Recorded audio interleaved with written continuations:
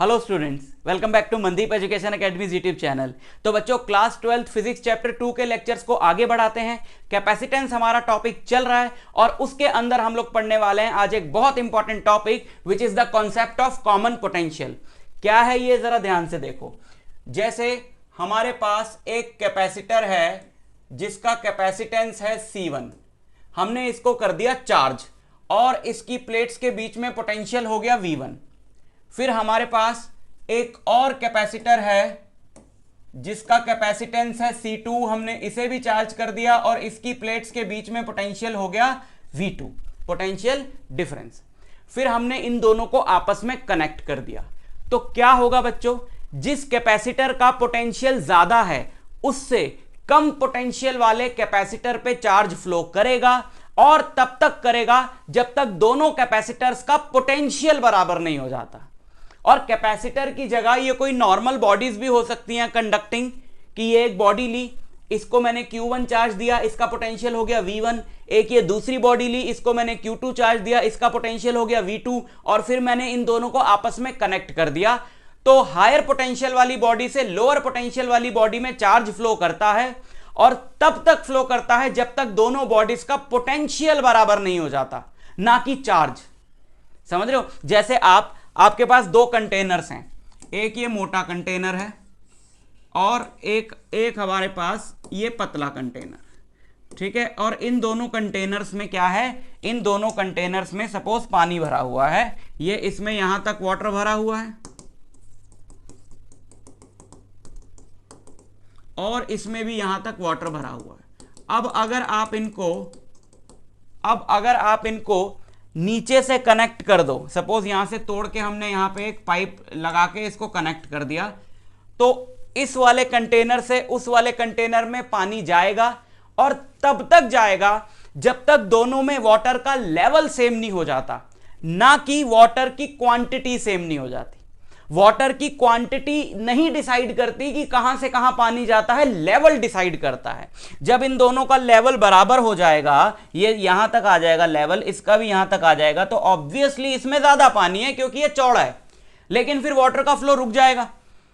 अगर quantity of water decide करती होती जब दोनों में बराबर पानी है तब रुकेगा, तब ये सिचुएशन थोड़ी आती। लेवल डिसाइड करता है ना। जब दोनों में वाटर का लेवल बराबर हो जाएगा तो फ्लो बंद हो जाएगा।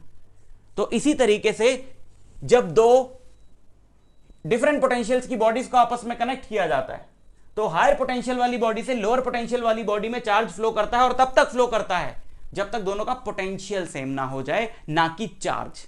ठीक, यही थर्मोडायनेमिक्स में भी एक एग्जांपल आता है कि एक बॉडी से दूसरी बॉडी में हीट तब तक फ्लो करती है जब तक दोनों का टेम्परेचर सेम ना हो जाए। तो टेम्परेचर डिसाइड करेगा कि एक बॉडी से दूसरी बॉडी में हीट फ्लो करेगी या नहीं करेगी। वाटर का लेवल डिसाइड करेगा कि एक बॉडी से दूसरी बॉडी में वाटर फ्लो करेगा या नहीं करेगा। और बॉडीज का पोटेंशियल डिसाइड करेगा कि एक बॉडी से दूसरी बॉडी में चार्ज फ्लो करेगा या नहीं करेगा। ठीक, तो जब दोनों का पोटेंशियल बराबर हो जाता है, उसी बराबर पोटेंशियल की वैल्यू को हम बोलते हैं कॉमन पोटेंशियल, क्योंकि वो दोनों का कॉमन हो गया पोटेंशियल, है ना। उसका फॉर्मूला क्या है, बड़ा इंपॉर्टेंट फॉर्मूला है, उसको हम निकालेंगे चार्ज कंजर्वेशन से। Total charge before sharing is equal to total charge after sharing of an isolated system. ये जो दो कैपेसिटर्स जिनको हमने आपस में कनेक्ट किया है, ये एक आइसोलेटेड सिस्टम फॉर्म कर रहे हैं क्योंकि बाहर से हमने इनको किसी तीसरी चीज से कनेक्ट नहीं किया है। तो शेयरिंग से पहले इस वाले पे चार्ज था C1V1 और दूसरे वाले पे चार्ज था C2V2। तो शेयरिंग से पहले टोटल चार्ज था C1V1 प्लस C2V2 और शेयरिंग के बाद टोटल चार्ज हो गया C1V प्लस C2V, क्योंकि पोटेंशियल हो गया V। अब यहां से आप V कॉमन लोगे तो आपके पास कॉमन पोटेंशियल का फॉर्मूला आएगा C1V1 plus C2V2 upon C1 plus C2। सो ये है फॉर्मूला कॉमन पोटेंशियल का। ठीक, समझ में आई बात? अच्छा, अब एक और बहुत इंपॉर्टेंट हम लोग फॉर्मूला निकालने जा रहे हैं, loss of energy on sharing of charges. अब जब ये चार्जेस की शेयरिंग हुई है, जब हमने इन दोनों कैपेसिटर्स को आपस में कनेक्ट कर दिया, तो ये चार्जेस ट्रेवल कर रहे हैं उस कंडक्टिंग वायर से जिनके थ्रू हमने बॉडीज को कनेक्ट किया। अब जब चार्ज वायर से फ्लो करेगा तो वायर में होता है रेजिस्टेंस जो चार्ज के मोशन को अपोज करेगा। तो उस अपोजिंग फोर्स को ओवरकम करने के लिए चार्ज को एनर्जी खर्च करनी पड़ती है जो हीट की फॉर्म में अपीयर होती है।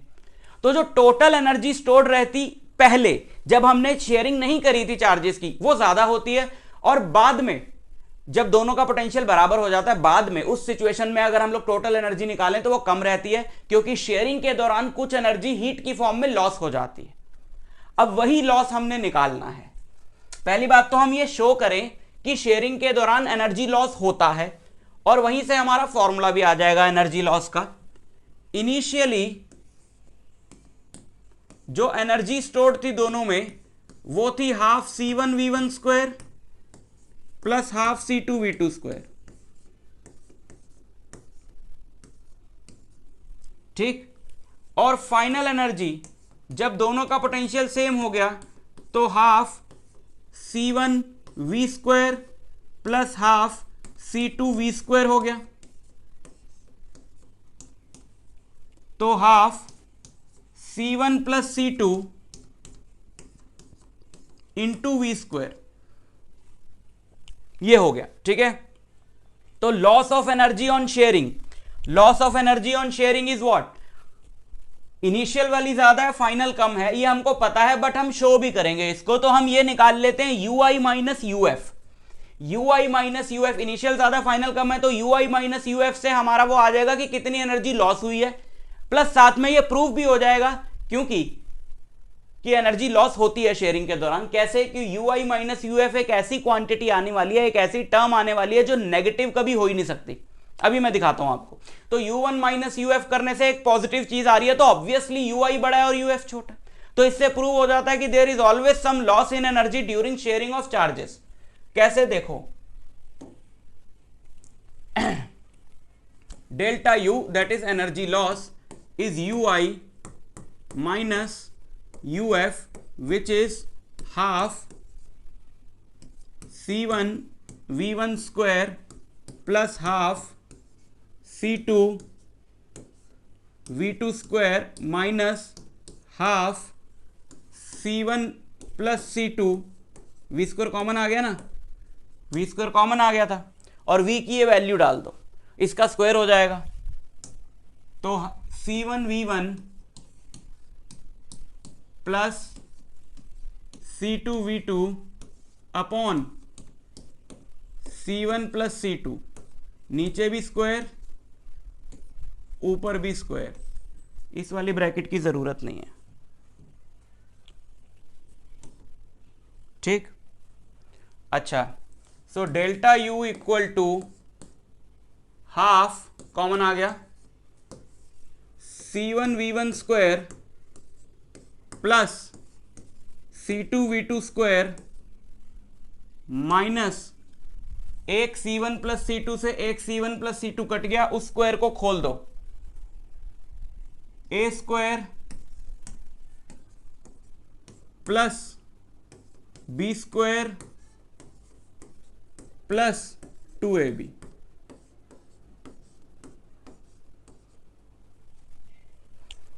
और इस पूरे के नीचे है C1 प्लस C2, और इसको ब्रैकेट में डाल लेते हैं क्योंकि बाहर माइनस का साइन, ठीक, समझ गए, ओके। ऊपर ले चलो इसको, हाफ एलसीएम ले लो, ये C1 प्लस C2 यहां भी मल्टीप्लाई हो जाएगा, तो C1 स्क्वायर V1 स्क्वायर हो जाएगा प्लस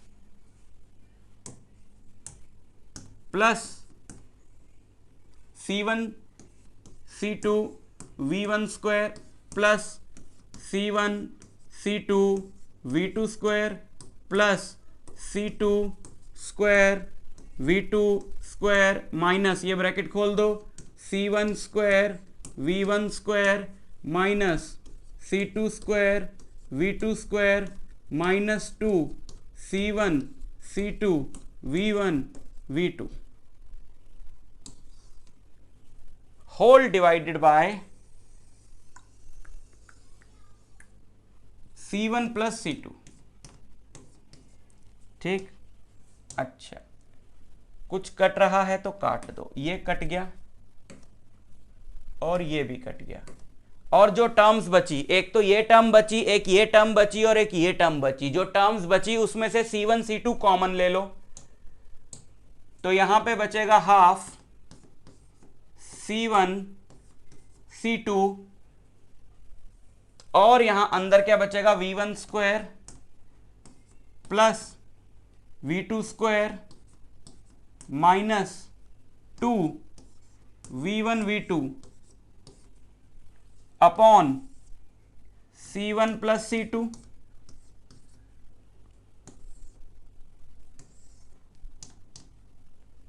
हाफ डेल्टा यू चल रहा था ना, ये देखो A square plus B square minus 2ab, so it is a minus B का whole square. So C1 C2 V1 minus V2 का whole square upon C1 plus C2 और एक 2 भी रहा होगा नीचे ये। So this is the energy loss, this is the energy loss during sharing of charges. एक तो आपके पास ये एनर्जी लॉस का फॉर्मूला आ गया और दूसरी बात है आपको क्लियरली दिखाई दे रहा होगा कि ये पॉजिटिव है। C1 C2 कैपेसिटेंसेस कभी नेगेटिव हो नहीं सकते, तो ये पॉजिटिव है टर्म, ये पॉजिटिव है, ये पॉजिटिव है। V1 माइनस V2 नेगेटिव हो सकता था बट उसका भी स्क्वायर हो गया तो ये भी पॉजिटिव है, तो ओवरऑल पूरी टर्म क्या हो गई, पॉजिटिव। तो अगर इनिशियल एनर्जी में से फाइनल एनर्जी सब्ट्रैक्ट करके टोटल पॉजिटिव आ रहा है तो ऑब्वियसली इनिशियल एनर्जी ज्यादा है तो फाइनल कम है। So there is always some loss in energy during sharing of charges. ठीक, न्यूमेरिकल देखें इस पे। A 4 microfarad capacitor C1 is 4 microfarad. A 4 microfarad capacitor is charged by 200 volt supply. V1 is 200 volt. It is then disconnected from the supply and connected to another uncharged. दूसरा वाला जो capacitor है उसका capacitance है 2 microfarad but वो uncharged है, तो उसकी प्लेट्स के अक्रॉस पोटेंशियल डिफरेंस कितना होगा, 0। How much electrostatic energy of the first capacitor is lost in the form of heat and electromagnetic radiation.